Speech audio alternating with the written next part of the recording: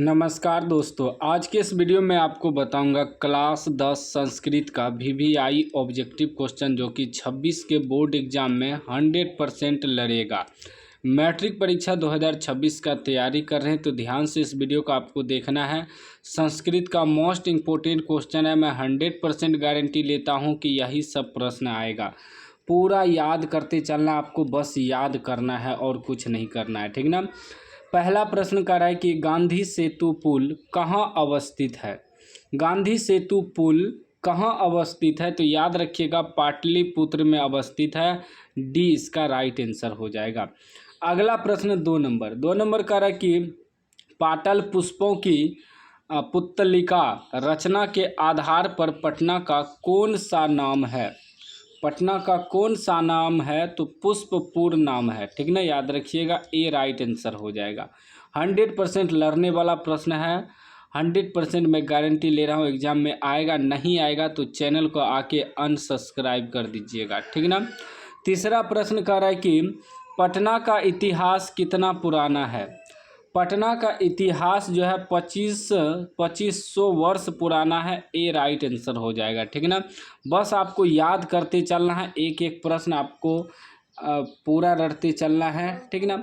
चौथा प्रश्न कह रहा है कि कुटनित्तम काव्य के कवि कौन है तो याद रखिएगा दामोदर गुप्त हैं। बी इसका राइट आंसर हो जाएगा। अगला प्रश्न 5 नंबर प्रश्न कर रहा है आलसियों के सुख को देख किसने आलसी बनने का स्वांग किया तो इसका राइट आंसर आपका हो जाएगा धूर्तों ने। सी करेक्ट आंसर हो जाएगा, ठीक ना। पूरा रट लीजिएगा। मोस्ट इम्पोर्टेंट सब क्वेश्चन है, नहीं तो बाद में आप लोग पछताइएगा। अभी समय है, पूरा आपको तैयारी करते चलना है और याद करते चलना है। अगला प्रश्न 6 नंबर का आग कहाँ लगाई गई तो याद रखिएगा आग जो है आलसशाला में लगाई गई। ए राइट आंसर हो जाएगा। अगला प्रश्न 7 नंबर का है कि ऋग्वेद में कितनी मंत्र दर्शनवती ऋषिकाओं का उल्लेख है तो याद रखिएगा चतुर्विंशति, ठीक है ना। बी राइट आंसर हो जाएगा चतुर्विंशति। अगला प्रश्न 8 नंबर का है कि याज्ञवल्क्य की पत्नी कौन थी। याज्ञवल्क्य की पत्नी जो है मैत्री थी। ए राइट आंसर हो जाएगा, याद कर लीजिएगा। अगला प्रश्न देखिए 9 नंबर प्रश्न कर रहा है कि महाभारत में किस लेखिका का उल्लेख मिलता है तो याद रखिएगा मैत्री का उल्लेख मिलता है। बी राइट आंसर हो जाएगा। नेक्स्ट प्रश्न 10 नंबर कर वर्तमान काल की संस्कृत लेखिका कौन है। वर्तमान काल की संस्कृत लेखिका मिथिलेश कुमारी मिश्र है। याद रखिएगा सी राइट आंसर हो जाएगा। 11 नंबर प्रश्न कर रहा है कि सीमांतोन्नयन संस्कार कब होता है। सीमांतोन्नयन संस्कार होता है जन्म से पहले। याद रखिएगा बी राइट आंसर हो जाएगा।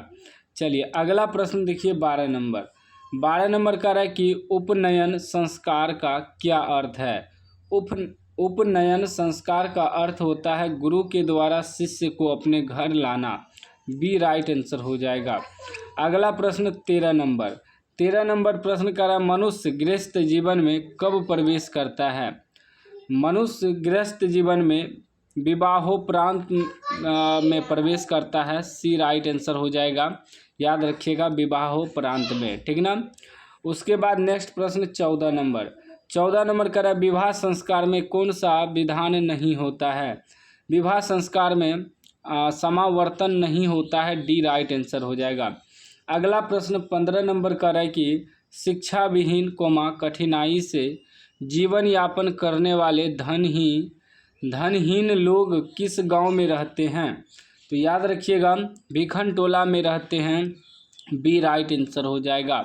चलिए नेक्स्ट प्रश्न देखिए। चैनल को सब्सक्राइब कर लीजिएगा। सभी विषय का आपको मोस्ट इम्पोर्टेंट सब ऑब्जेक्टिव मिलेगा, सब्जेक्टिव मिलेगा। 16 नंबर प्रश्न कर रहा है भिखन टोला गाँव से 1 कोस की दूरी पर किसके द्वारा विद्यालय की स्थापना की गई तो इसका राइट आंसर हो जाएगा शासन के द्वारा, ठीक ना। सी करेक्ट आंसर हो जाएगा। चलिए नेक्स्ट प्रश्न 17 नंबर प्रश्न कर रहा है वेद भाष्य की रचना किसने की। वेद भाष्य की रचना बिरजानंद ने की। ए राइट आंसर हो जाएगा। अगला प्रश्न 18 नंबर का है कि स्वामी दयानंद की मृत्यु कब हुई। स्वामी दयानंद की मृत्यु 1883 ईस्वी में हुई। बी राइट आंसर हो जाएगा। अगला प्रश्न 19 नंबर का है स्वामी दयानंद का जन्म कहाँ हुआ था। स्वामी दयानंद का जन्म गुजरात में हुआ था, याद रखिएगा। सी राइट आंसर हो जाएगा। अगला प्रश्न 20 नंबर प्रश्न कर रहा है कि बाघ के हाथ में क्या था। बाघ के हाथ में सोने का कंगन था, याद रखिएगा। ए राइट आंसर हो जाएगा। 21 नंबर प्रश्न कर रहा है बाघ कैसा था। बाघ कैसा था तो उपयुक्त सभी था, मतलब बूढ़ा था, गलित नखदंत था, उसके बाद शक्तिहीन था। तो डी हो जाएगा इनमें से सभी। 22 नंबर प्रश्न कर रहा है अपने को वंशहीन कौन करता है।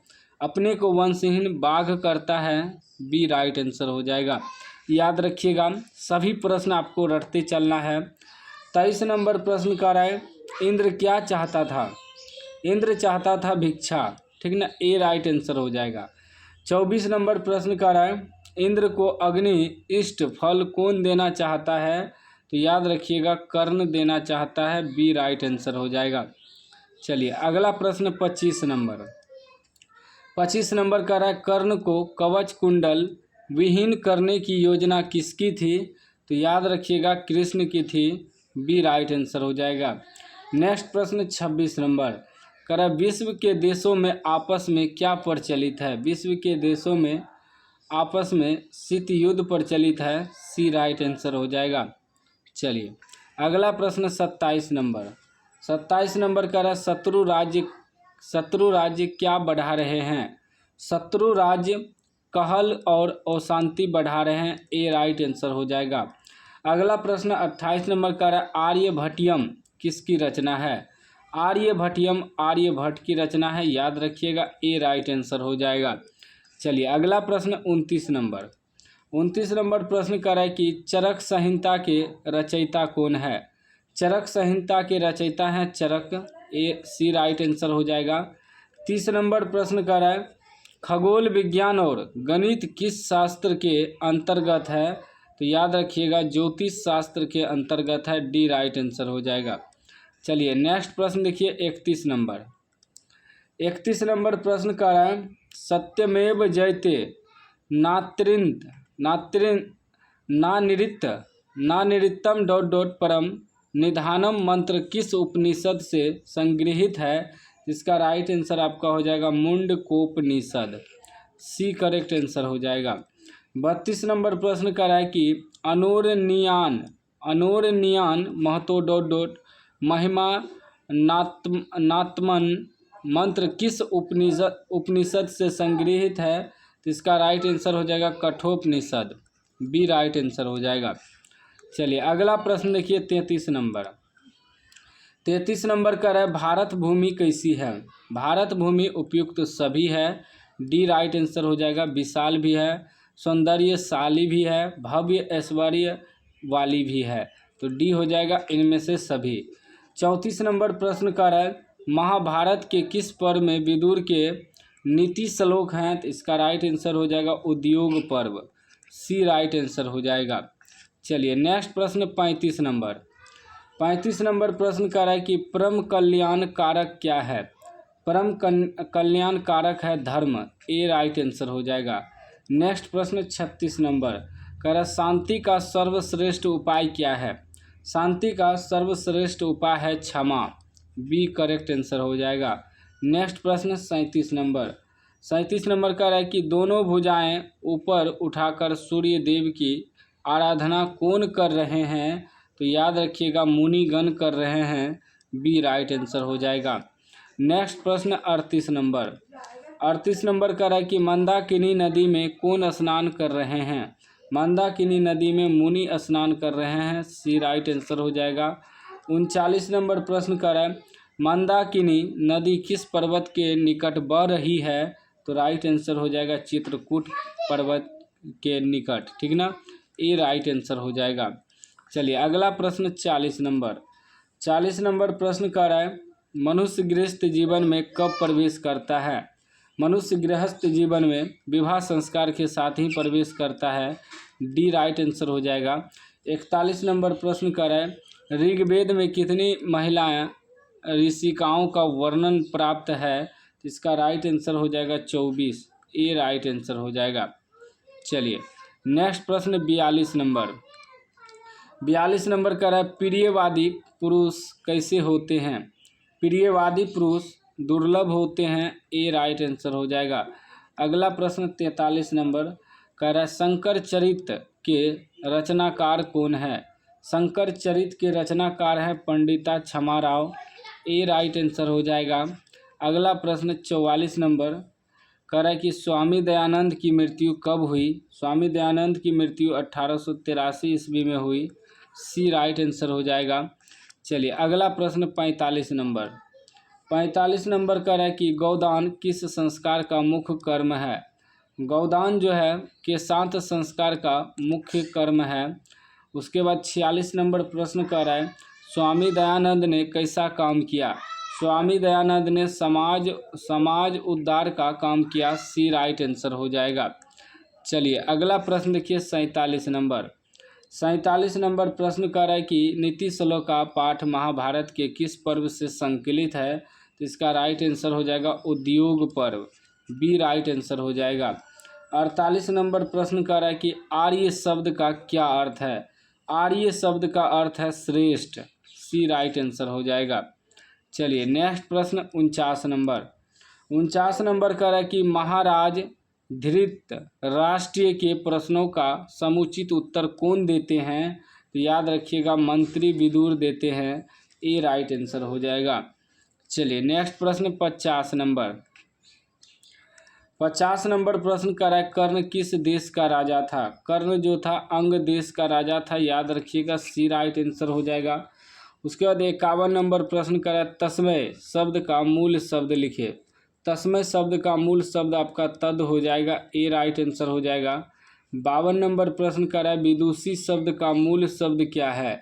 विदुषी का मूल शब्द विद्वस हो जाएगा, सी करेक्ट आंसर हो जाएगा। चलिए नेक्स्ट प्रश्न 53 नंबर। 53 नंबर कह रहा है कि हरिद्वान भर कौनते इस वाक्य में हरिद्वान पद में कौन सी विभक्ति है? तो याद रखिएगा द्वितीय विभक्ति है, ए राइट आंसर हो जाएगा। अगला प्रश्न 54 नंबर का है, तस्याम का मूल शब्द लिखे। तस्याम का मूल शब्द आपका तत् हो जाएगा, ए राइट आंसर हो जाएगा। अगला प्रश्न 55 नंबर। 55 नंबर प्रश्न कर रहा है कि पितृ शब्द का रूप सप्तमी एक वचन में क्या होता है? तो पितृ होता है, ए राइट आंसर हो जाएगा। अगला प्रश्न 56 नंबर कर रहा है, पथिन शब्द का सप्तमी बहुवचन में क्या रूप होता है? इसका राइट आंसर हो जाएगा पथिसु, बी राइट आंसर हो जाएगा। अगला प्रश्न 57 नंबर कर रहा है, द्यक्षति किस लकार का रूप है? द्यक्षति जो है लिरिट लकार का रूप है, डी राइट आंसर हो जाएगा। चलिए नेक्स्ट प्रश्न 58 नंबर। 58 नंबर प्रश्न कर रहा है, 58 नंबर प्रश्न कि अद्दा किस लकार का रूप है? अद्दा लंग लकार का रूप है, सी राइट आंसर हो जाएगा। 59 नंबर प्रश्न कर रहा है, क्री धातु उत्तम पुरुष लंग लकार में क्या रूप होता है? तो इसमें अकरवम होता है, अकरवम, ए राइट आंसर हो जाएगा। 60 नंबर प्रश्न कर रहा है कि सेव धातु विधिलिंग मध्यम पुरुष बहुवचन में क्या रूप होता है? तो सेवेघ्यम होता है, बी राइट आंसर हो जाएगा। अगला प्रश्न 61 नंबर। 61 नंबर प्रश्न कर रहा है, पच धातु लोट लकार मध्यम पुरुष एक वचन में कौन रूप है? तो इसमें आपका पंच रूप हो जाएगा, पच रूप, ए राइट आंसर हो जाएगा। 62 नंबर प्रश्न कर रहा है कि जिघ्रति में मूल धातु क्या है? जिघ्रति में मूल धातु आपका घरा हो जाएगा, बी राइट आंसर हो जाएगा। अगला प्रश्न 63 नंबर का रहा है, ओ भूयते का मूल धातु क्या है? तो इसका मूल धातु हो जाएगा भू यानी कि सी राइट आंसर हो जाएगा। अगला प्रश्न 64 नंबर। 64 नंबर का रहा है, नामांतरम का संधि विच्छेद क्या होगा? नामांतरण का संधि विच्छेद हो जाएगा नाम जोड़ अंतरम, सी राइट आंसर हो जाएगा। 65 नंबर प्रश्न कर रहा है कि जंतु निरहितों में कौन सी संधि है? इसमें आपका हो जाएगा विसर्ग संधि, सी राइट आंसर हो जाएगा। अगला प्रश्न 66 नंबर प्रश्न कर रहा है कि रामेपी में कौन सी संधि है? रामेपी में पूर्व रूप संधि हो जाएगा, डी राइट आंसर हो जाएगा। 67 नंबर प्रश्न कर रहा है कि प्रेज्यते में कौन सी संधि है? प्रेज्यते में आपका पर रूप संधि हो जाएगा, बी राइट आंसर हो जाएगा। 68 नंबर प्रश्न कर रहा है कि कोयम में कौन सी संधि है? कोयम आपका पूर्व रूप संधि हो जाएगा, बी करेक्ट आंसर हो जाएगा। अगला प्रश्न 69 नंबर कह रहा है कि नायका का संधि विच्छेद क्या होगा? नायका का संधि विच्छेद नए जोड़ अका हो जाएगा, बी राइट आंसर। 70 नंबर प्रश्न कह रहा है कि निर्गुणः में कौन सी संधि है? निर्गुणः में आपका विसर्ग संधि हो जाएगा, सी राइट आंसर हो जाएगा। अगला प्रश्न 71 नंबर कह रहा है कि लंबोदर का विग्रह क्या होगा? लंबोदर का विग्रह हो जाएगा लंबम उदरम यस्य सह, ए राइट आंसर हो जाएगा। अगला प्रश्न 72 नंबर कर ओशांति किस समास का उदाहरण है? ओशांति नए समास का उदाहरण है, सी राइट आंसर हो जाएगा। 73 नंबर प्रश्न कर रहा है कि बहुब्रीहि समास का एक उदाहरण कौन है?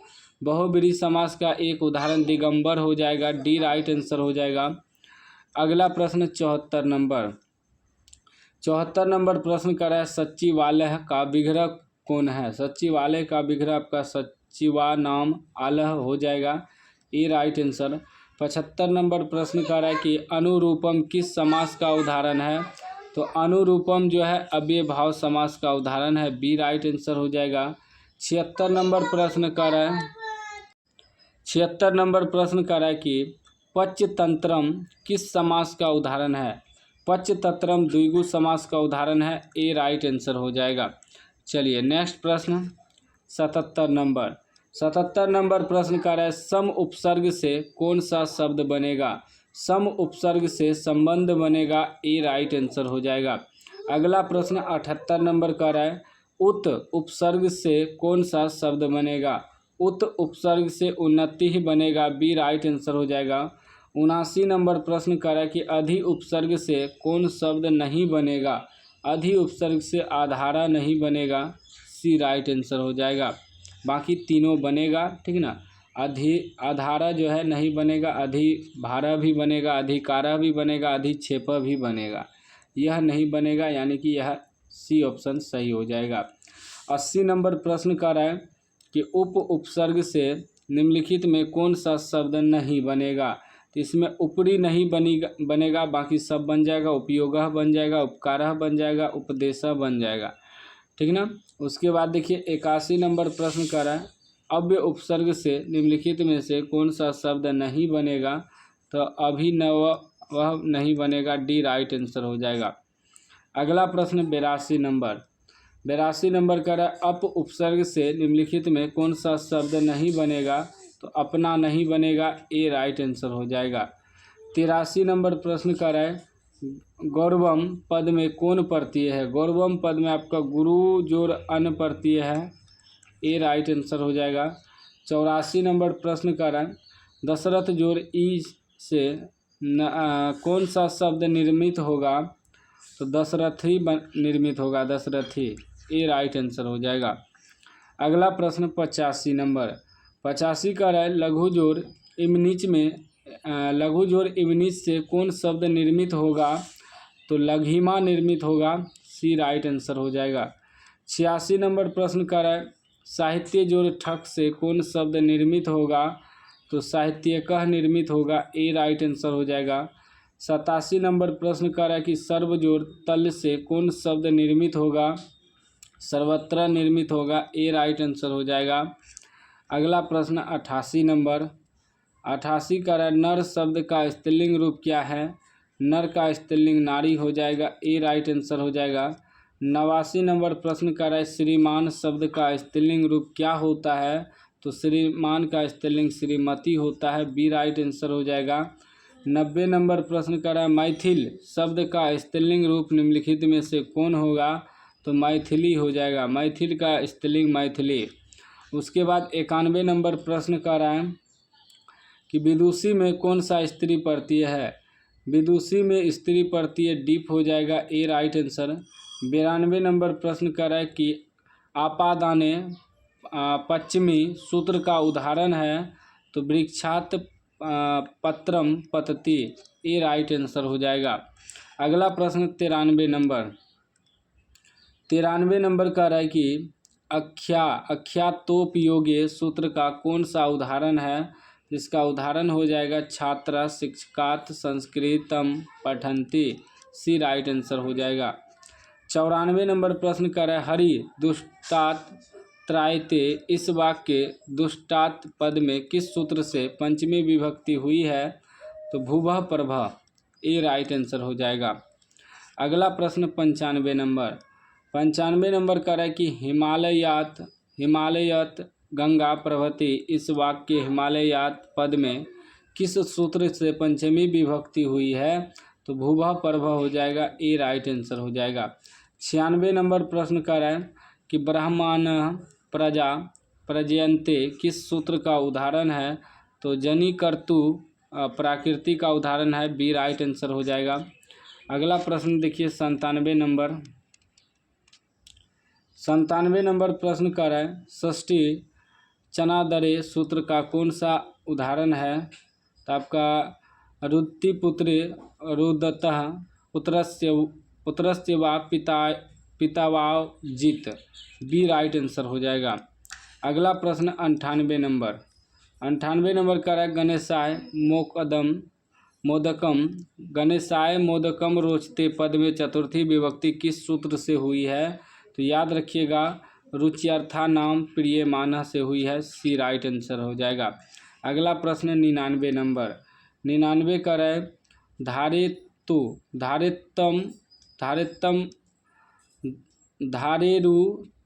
धारेरुत्तमर्न सूत्र का उदाहरण कौन है? इसका उदाहरण हो जाएगा त्वम महम संतम धायसी। 100 नंबर प्रश्न कर रहा है कि अपस्यम का मूल धातु क्या है? अपस्यम का मूल धातु दृश्य हो जाएगा, सी राइट आंसर है हो जाएगा। संस्कृत का हमने आपको 100 में 100 VBI ऑब्जेक्टिव बता दिया है, पूरा रट लीजिएगा। चैनल को सब्सक्राइब कर लीजिएगा और घंटी को दबा कर लीजिएगा।